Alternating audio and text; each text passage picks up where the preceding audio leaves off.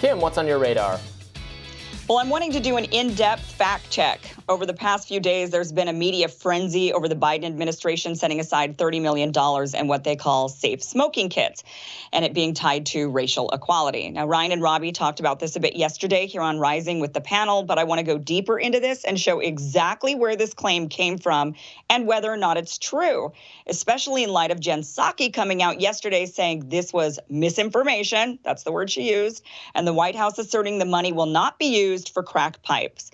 All this week, people have been in a frenzy over the Biden administration giving out crack pipes to drug users under his agenda to advance racial equality. Fox News has been covering it on nearly every show. Twitter has been up in arms. Here's Tennessee Senator Marsha Blackburn tweeting, "End government-funded crack pipes." Here's Tariq Nasheed, a known provocateur and self-described race baiter, tweeting, "Instead of giving foundational Black Americans constructive tangibles, Biden and Democrats are giving out crack pipes as a form of racial equality." Seriously. Now, this sounds totally insane. Admittedly, my first thought was, I understand why there are safe needle programs, because needles cause a number of other transmissible diseases. You don't want to be dealing with a hepatitis or an HIV problem on top of battling a drug addiction crisis. But a crack pipe? Are we at the point in the COVID-19 pandemic that we fear drug users will share pipes and contract the virus? That was my first initial reaction. But then I thought, this can't be real. And now with Jen Psaki saying it's misinformation, it's time for a fact check. So it turns out that it's not totally inaccurate and it's not totally accurate. Surprise, surprise.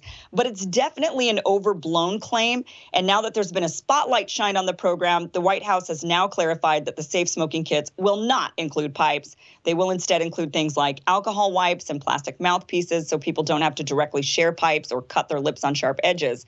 So where all of this stems from is last November, the White House issued a press release on actions the Biden-Harris administration had taken to address the addiction and overdose epidemic. In it, the White House announced it had allotted nearly $4 billion of the American Rescue Plan to go towards substance abuse and mental health services. $30 million of that $4 billion in funds was set aside for what they called harm reduction services. The White House called this a historic amount that would enhance interventions like needle exchange and disposal programs. And hey, people like myself who live in areas with high levels of drug use would prefer to not be stepping over dirty needles in the streets, or worse, stepping on them in the sand on the beach. So I appreciate an increase in this money when there's obviously an increase in drug use. Not to mention, just because a person is addicted to drugs shouldn't mean they inevitably must also suffer from other diseases as well. But here's the thing. We actually don't know where this $30 million in funding is going yet.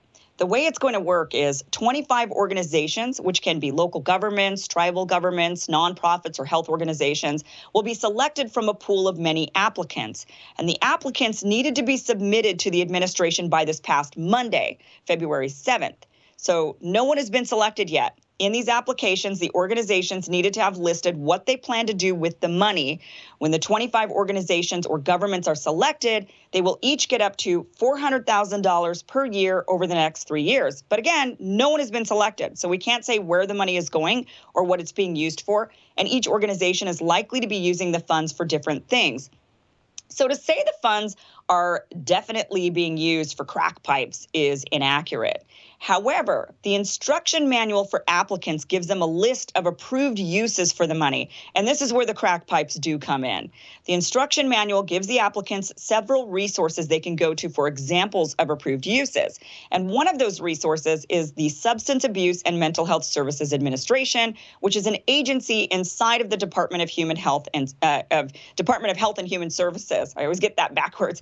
Now, when you go to their website under harm reduction, it clearly states safe smoking supplies. And when you look into what safe smoking supplies are, some lists have, as you can see right here at the top, crack and meth pipes. However, some lists only include the stems, mouthpieces, and screens.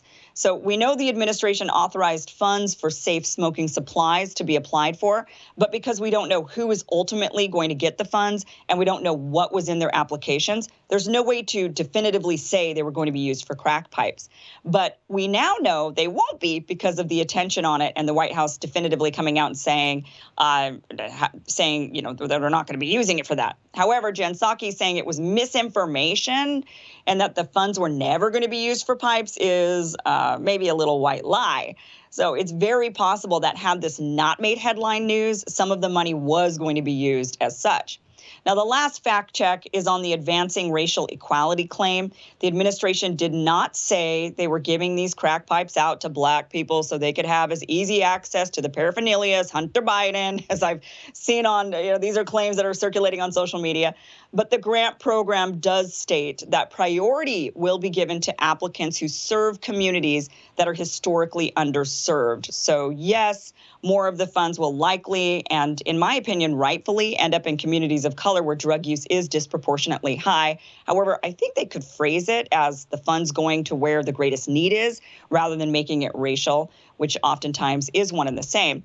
So in summary, the claim $30 million in funds were to be used for crack pipes is not true.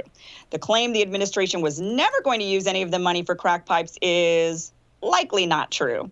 And the claim the funds were to advance racial equality is vague.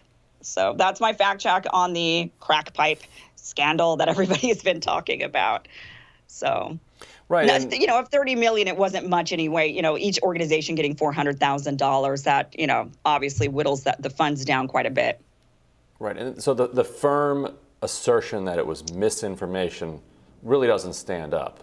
Right, it's a lot more because it's a lot more complicated, and that's too often that's been the government kind of go-to, that for something they don't like, to call it misinformation. Now, I would love fact checker said mostly false. That was their rating of the Free Beacon story. It was not mostly false. I wish there's more information, but it's not mostly false. It's just not. Right.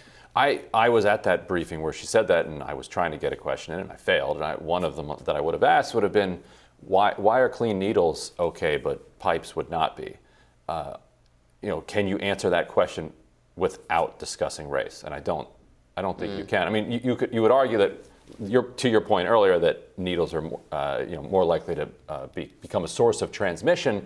Yeah. But so is passing a pipe around. If you got hepatitis C, one person's got hepatitis. Pass a pipe around, now everybody's got hepatitis. No, that's a life-destroying type of. Is that true, or is hepatitis blood transmission like HIV? I thought hepatitis. I used that one hypothetically. But when I don't actually know, so a saliva transmissible one. Let's do that. I'm pretty sure hepatitis C and HIV are both blood transmission. When it comes to hepatitis that, B, I think is like when you eat a burger and then they make you go get a shot because of the right. Yeah. But I wish we could I wish they would just defend it and be like, you know what? Like the drug war hasn't worked. Right. The lack of a crack pipe is not going to be the thing that stops anybody anyway. So what's your objection to it? The more interaction that you can get people with substance abuse problems to have with public health officials, the better, because then you're more able to get information into their hands about ways that they can try to get an off-ramp to their addiction.